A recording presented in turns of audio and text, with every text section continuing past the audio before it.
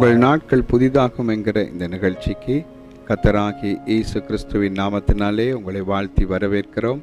கர்த்தர் நல்லவர், அவருடைய கிருபை உங்கள் மேல் என்றென்றும் இருப்பதாக. ஆமென். இன்றைய நாளில் நான் உங்களுக்காய் ஒரு வேத வசனத்தை வாசித்து ஜெபிக்க விரும்புகிறேன். ஆதியாகமம் 3வது அதிகாரம் 8வது வசனம். பகலில் குளிர்ச்சியான வேளையிலே தோட்டத்திலே உலாவுகிற தேவனாகிய கர்த்தருடைய சத்தத்தை அவர்கள் கேட்டார்கள். பகலிலே குளிர்ச்சியான வேளையிலே தோட்டத்திலே உலாவுகிற தேவனாகிய கர்த்தருடைய சத்தத்தை அவர்கள் கேட்டார்கள் என்று வேதம் சொல்லுகிறது. முதல் மனிதனாகிய ஆதாம் அவருடைய மனைவியாகிய ஏவாளோடு தேவன் இந்த உலகத்திலே ஒரு ஏதேன் என்கிற தோட்டத்திலே அவர்களோடு பேசுகிறவராய் பழகிறவராய் அவர் காணப்பட்டதை பார்க்கிறோம். ஆகவே தேவன் என்று சொன்னால், அதாவது இறைவன் அல்லது கடவுள் என்கிற வார்த்தையை நாங்கள் கவனிப்போமானால், அவர் எப்படிப்பட்டவர் என்றால், மனிதன் ஜீவனோடு இருக்கும்போது மனிதனை உருவாக்கின தெய்வம் ஜீவனில்லாதவராய் இருக்க முடியுமா? இல்லையே. ஆகவே அவர் மனிதனுக்கு தன்னுடைய சுவாசத்தை கொடுத்து வாழ வைத்திருக்கிறார். ஆகவே அவர் உயிருள்ள தெய்வம், அதாவது ஜீவனுள்ள தேவன் என்று வேதம் சொல்லுகிறது. அப்ப கர்த்தர் ஜீவனுள்ள தேவனா இருக்கிறார்டா, அவர் ஒரு மனிதன் நடமாடுவது போல பேசக்கூடியவர், கேட்கக்கூடியவர், பார்க்கக்கூடியவர், செயல்படக்கூடியவர், எதையும் செய்யக்கூடிய, மனிதனால செய்யக்கூடாத காரியங்கள் என்று ஏராளம் இருக்கிறது. ஆனால் தேவனால் செய்யக்கூடாத காரியம் என்று ஒன்றுமே கிடையாது. வானத்தை, பூமியை, சமுத்திரத்தை, அவர்கள் உள்ள யாவற்றையும் உண்டாக்கின அந்த தேவன் மனிதனோடு பேசி பழகிறவராய் காணப்பட்டார். நீங்கள் இந்த நாட்களிலே தேவனை அறிந்திருக்கலாம் அல்லது அறியாமல் இருக்கலாம். நாங்கள் அறிவிக்கிற தெய்வம் இயேசு கிறிஸ்து. இந்த இயேசு கிறிஸ்து உங்களோடு பேசுகிறவர், உங்களோடு பழகிறவர், உங்களோடு இடைப்படுகிறவர், உங்களோடு தொட்டு பேசக்கூடிய ஜீவனுள்ள தேவனாய் அவர் காணப்படுகிறார். இந்த ஆண்டவராகிய இயேசு கிறிஸ்து அப்படியான ஜீவிக்கின்றவராய் இருக்கிறதுனாலே நீங்கள் அவரை அறிந்து கொள்ளும் போது நீங்கள் அவரை பார்க்கவும், அவரோடு பழகவும், அவரோடு உறவு கொள்ளவும் தக்கதான ஒரு சூழலாய் இருக்கும். அந்த ஆண்டவருக்கும் மனுஷனுக்குமான உறவு எப்படி என்றால், இது ஒரு தெய்வீக உறவு. அவர் அந்த தோட்டத்திலே உலாவுகிற தேவனாயிருந்தார் என்று வேதம் சொல்லுகிறது. அவர் அந்த தோட்டத்திலே உலாவும் போது அங்கே அந்த ஆதாம் ஏவாளுங்கிற அந்த முதல் குடும்பத்தோடு அவர் பேசினார்.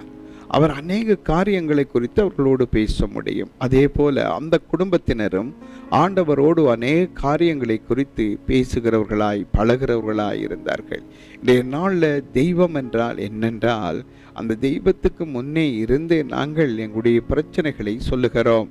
அதே போல தெய்வம் எங்களோடு திரும்ப பேசி பதிலளிக்கிறதா என்கிற ஒரு கேள்வி வேண்டும். ஆனால் இந்த ஏதேன் தோட்டத்திலே தேவனாகிய கர்த்தர் வானத்திலிருந்து இறங்கி வந்து அந்த ஆதாம் ஏவாளுங்கிற அந்த 2 மனிதர்களோடும் பேசுகிறார். அதாவது கணவன் மனைவியாகிய இருவர் அவர்களோடு அவர் பழகினவராயிருந்தால், இந்த ஆண்டவராகிய இயேசு கிறிஸ்துவினுடைய சுபாவம் மனிதர்களோடு ஐக்கியமாக இருக்கிறவர், மனிதர்களோடு பேசுகிறவர், மனிதரோடு பழகிறவர், அவருடைய சத்தத்தை கேட்டு அவர்களுக்கு பதிலளிக்கிறவர். அதனால தான் அவரை உயிருள்ள தெய்வம் என்றும் அல்லது ஜீவனுள்ள தேவன் என்றும் லிவிங் காட் என்றும் அவரை அழைக்கிறார்கள். ஆகவே இந்த ஜீவனுள்ள தேவனோடு உங்களுக்கு ஒரு ஐக்கியம் இருக்கிறதா? இந்த ஜீவனுள்ள தேவனுடைய சத்தத்தை நீங்க கேட்டு இருக்கிறீங்களா? இந்த ஜீவனுள்ள தேவன் நீங்க பார்த்திருக்கிறீங்களா? இவரே வானத்துக்கும் பூமிக்கும் சொந்தக்காரர் என்று வேதம் சொல்லுகிறது. அவர் தமக்கு சொந்தமானதில் வந்தார், அவருக்கு சொந்தமானவர்கள் அவரை ஏற்றுக்கொள்ளவில்லை. இன்றும் இயேசு இந்த நிகழ்ச்சி மூலமாய் உங்களுக்குள்ளே வருகிறார், உங்களுடைய வீட்டுக்குள்ளே வருகிறார், உங்களுடைய குடும்பத்துக்குள்ளே வருகிறார். ஆனா அவர் உங்களுடைய இருதயத்தில் நீங்க அவருக்கு சொந்தமானவர்களாய் அவர் பார்க்கிறார். உங்களுடைய இருதயத்துக்குள்ளே நீங்கள் அவரை உங்களுக்கு சொந்தமானவராய் ஏற்றுக்கொள்ளணும். பூமி அவர் மூலமாய் உண்டாயிற்று, மனிதர்கள் அவர் மூலமாய் உண்டானார்கள். அவர் தமக்கு சொந்தமானதில் வந்தார், அவருக்கு சொந்தமானவர்கள் அவரை ஏற்றுக்கொள்ளவில்லை. இயேசு 2000 ஆண்டுகளுக்கு முதல் மனிதனாக இந்த உலகத்திலே பூமிக்கு இறங்கி வந்தார்.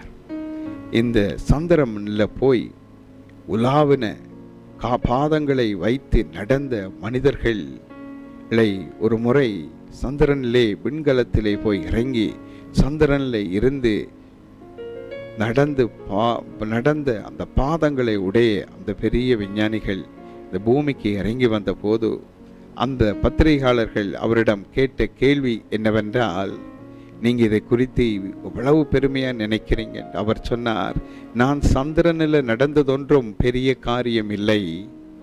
வானத்தையும் பூமியையும் படைத்த ஆண்டவராகிய இயேசு கிறிஸ்து இந்த பூமியில தன் பாதங்களை வைத்து நடந்தாரே, அதுதான் பெரிய காரியம் என்று அவர் சொன்னார். ஆம் பிரியமானவர்களே, இயேசு இந்த பூமியிலே உலாவினார். 2000 வருஷங்களுக்கு முதல் தேவன் மனிதனாக வந்து உலாவினார். உலாவி மனிதனுடைய வாழ்க்கையிலே அவர்களோடு இணைந்து ஐக்கியப்பட அவர் விரும்பினார். ஒருவரும் சேரக்கூடாத ஒளியில வாசம் பண்ணுகிற தெய்வம் என்றவருக்கு ஒரு பெயர். ஆனால் அவர் தெய்வமாய் வராமல் தெய்வம் மனிதனாய் அவதாரம் எடுத்து வந்தார். மனித அவதாரமாய் வந்து மனிதனோடு வாழ்ந்தார். சேரக்கூடாத ஒளியில வாசம் பண்ணின தெய்வம் எல்லாரும் சேர்ந்து வாழுகிற இடத்திலே வந்து அவர்களோடு சேர்ந்து ஐக்கியப்பட்டு வாழ்ந்தார்.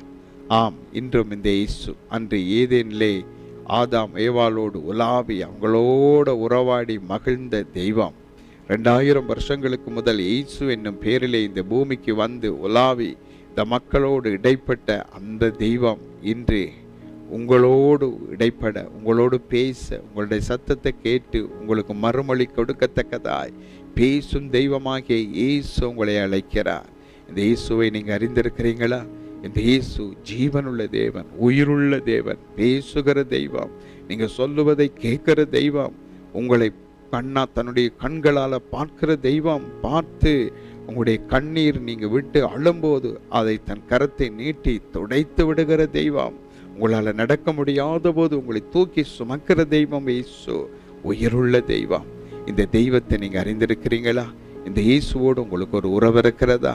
இந்த பேசும் தெய்வத்தோடு ஒரு உலாவர அனுபவம் உங்களுக்கு இருக்கிறதா? இந்த பேசுகிற தெய்வத்தோடு ஒரு ஐக்கியம் உங்களுக்கு இருக்கிறதா?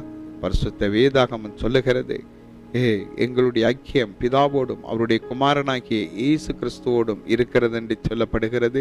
அப்படியாய் உங்களுடைய ஐக்கியம் இந்த இயேசு கிறிஸ்துவோடு இருக்கிறதா என்பதை கவனித்து பாருங்கள். ஆம் பிரியமானவர்களே, உங்களுடைய ஐக்கியம் அவரோடு இருக்க வேண்டும். இந்த ஐக்கியம் அவரோடு இருந்தால் அவரும் உங்களோட ஐக்கியமா இருப்பார், நீங்களும் அவரும் ஐக்கியமா இருப்பார். வேதத்திலே ஒரு வசனம் சொல்லுகிறது, கர்த்தரோடு இசைந்திருக்கிறவன் அவருடனே ஒரே ஆவியா இருக்கிறான் என்றா. அது எப்படி என்றா, ஒரு பிசினை கவனித்தவன், ஒரு கம், அதில் ஒரு சிறிய பூச்சி ஒட்டிட்டா திரும்ப அந்த பூச்சி அந்த பசையை விட்டு அல்லது அந்த கம்மை விட்டு வெளியே போக முடியாது. அதோடே அப்படியே மரணம் வரைக்கும் அதிலேயே ஒட்டப்பட்டிருக்கும், மரித்த பிற்பாடும் அதிலேயே ஒட்டப்பட்டிருக்கும். இந்த ஜீவனுள்ள தேவன் ஆவியா இருக்கிறாரு. இவரை தொழுது கொள்ள, ஆவியோடு உண்மையோடும் தொழுது கொள்ள வேண்டும் என்று வேதம் சொல்லுகிறது. அந்த தேவனோடு சேர்ந்து ஐக்கியப்பட்டா, ஒன்றாய் அவரோடு கலந்து விட்டா, அந்த மனிதனுக்கு எந்த கவலையும் இந்த பூமியில் இருக்காது. தேவன் தன்னோடு ஐக்கியமாய் இருக்கும்படி உங்களை அழைக்கிறார். இயேசு உங்களை அழைக்கிறார். 2000 ஆண்டுகளுக்கு முதல் இந்த இயேசு உலகத்துக்கு வந்து உங்களுடைய என்னுடைய எல்லா மக்களுடைய பாவங்களையும் சாபங்களையும் வியாதிகளையும் தன் சரீரத்தில் ஏற்று சிலுவை மேலே சுமந்து தீர்த்து அவர் மரித்து அடக்கம் பண்ணப்பட்டு மீண்டும் 3ஆம் நாள் உயிரோடு எழுந்து இன்றைக்கு மரணத்தை ஜெயித்த உயிருள்ள தெய்வமாக இருக்கிறார். இந்த உயிருள்ள தெய்வம் பேசும் தெய்வம், உங்களோட வாழ்க்கையை குறித்து உங்களோட பேசுகிற தெய்வம், உங்களுடைய கண்ணீரை துடைக்கும்படி தன்னுடைய சொந்த கரத்தை நீட்டுகிற தெய்வம் உங்களை அழைக்கிறார். இந்த இயேசுவுக்கு உங்களோட வாழ்க்கையில் இடம் உண்டா? இந்த பேசும் தெய்வத்தோடு பேசி பழக நீங்க ஆயத்தமா? தேவனாகிய கர்த்தர் தோட்டத்திலே மனிதர்களோடு உலாவி சம்பாசிக்கிற தெய்வம், அப்படிப்பட்ட ஒரு மகா இரக்கமும் கிருபையும் உள்ள தெய்வம். அவர் உங்களை இன்றைய நாள் அழைக்கிறார். நீங்க என்னோடு சேர்ந்து இந்த தெய்வத்தோடு பேச விரும்பினா, இந்த தெய்வம் உங்களோடு திரும்பி பேச வேண்டும் என்ற ஒரு விருப்பம் உங்களுக்குள்ளே இருக்குமானா, இந்த நேரத்தில் என்னோடு சேர்ந்தேன் உங்களை உருவாக்கினவரை நோக்கி பார்த்தேன். இயேசுவை உங்களுடைய உள்ளத்தில் சொந்த தெய்வமாய் ஏற்றுக்கொள்ளுங்கள். அப்பொழுது அவர் உங்களுடைய வீடுகளிலே உலாவுவார், உங்களோட வாழ்க்கையிலே உலாவுவார். அப்படியா என்னோடு சேர்ந்து இந்த ஜெபத்தை சொல்லுங்கள். பிதாவே, உம்முடைய குமாரன் இயேசுவை என் உள்ளத்திலே நான் சொந்த தெய்வமாய் ஏற்றுக்கொள்கிறேன். இயேசுவே எனக்குள்ளே வாரும், என்னுக்குள்ளே உலாவும், என் குடும்பத்திலே உலாவும், என் வீட்டிலே நீங்கள் உலாவுங்க. உங்களுடைய சத்தத்தை நாங்கள் கேட்கட்டும், உங்களை நாங்கள் பார்க்கட்டும். ஆண்டவரே, பேசும் தெய்வமே, நான் உண்மை அறியாமல் இருந்தேன். நீ உயிருள்ள தெய்வம், ஜீவனுள்ள தெய்வம் என்று இதுவரை நான் அறியவில்லையே. இப்பொழுது அறிந்து உம்மோடு உறவு கொள்ள நான் பரவசப்படுகிறேன். இயேசுவே, என்னை ஏற்றுக்கொள்ளும் ஆண்டவரே. உடைய இரத்தத்தினால் என் பாவங்களை கழுவும். என்னை நேசிக்கிற உடைய அன்புக்காய் நன்றி, நன்றி, நன்றி அப்பா. என் வாழ்க்கையை உடைய கரத்தில் ஒப்புக் கொடுக்கிறேன். நித்திய ஜீவனை தாரும். இயேசுவின் நாமத்தில் ஜெபிக்கிறோம் எங்கள் நல்ல பிதாவே, ஆமேன். இப்பொழுது நான் உங்களுக்காய் ஜெபிக்கிறேன். அன்புள்ள தேவனே, இதுவரை ஜீவனுள்ள தெய்வமாகி உண்மை அவர்கள் அறியாதிருந்தார்கள். நான் உண்மை அவர்களுக்கு அறிவித்திருக்கிறேன். இன்று முதல் அவர்களோடு நீர் ஒரு ஐக்கியத்தை, ஒரு தொடர்பை, ஒரு உறவை பலப்படுத்த வேண்டும் என்று ஜெபிக்கிறேன். உம்மால் அன்றி இந்த உலகத்தில் விடுதலை இல்லை என்பதை அவர்கள் அறிந்திருக்கிறார்கள். அப்பா, அவருடைய வாழ்க்கையில் நன்மை செய்யும் ஆண்டவரே. பேசுகிற தெய்வமே அவர்களோடு பேசும் ஆண்டவரே. வருங்காலங்களை குறித்து பேசும், தேசங்களில் சம்பவிக்க போறதை பேசும், அவங்களுடைய குடும்பத்துக்கு சம்பவிக்க போறதை பேசும் ஆண்டவரே. அவர்களை கரம் பிடித்து நீங்கள் வழி நடத்தும்படி உங்களுடைய கரத்தில் ஒப்புக் கொடுக்கிறேன். நீர் அப்படி செய்கிறதுக்காய் கோடி கோடி நன்றி அப்பா. இயேசுவின் நாமத்தில் ஜெபிக்கிறோம் பிதாவே, ஆமேன். பிரியமானவர்களே, ஜீவனுள்ள தேவன் உங்களுக்குள்ளே வந்து விட்டார். சந்தோஷமாயிருக்க.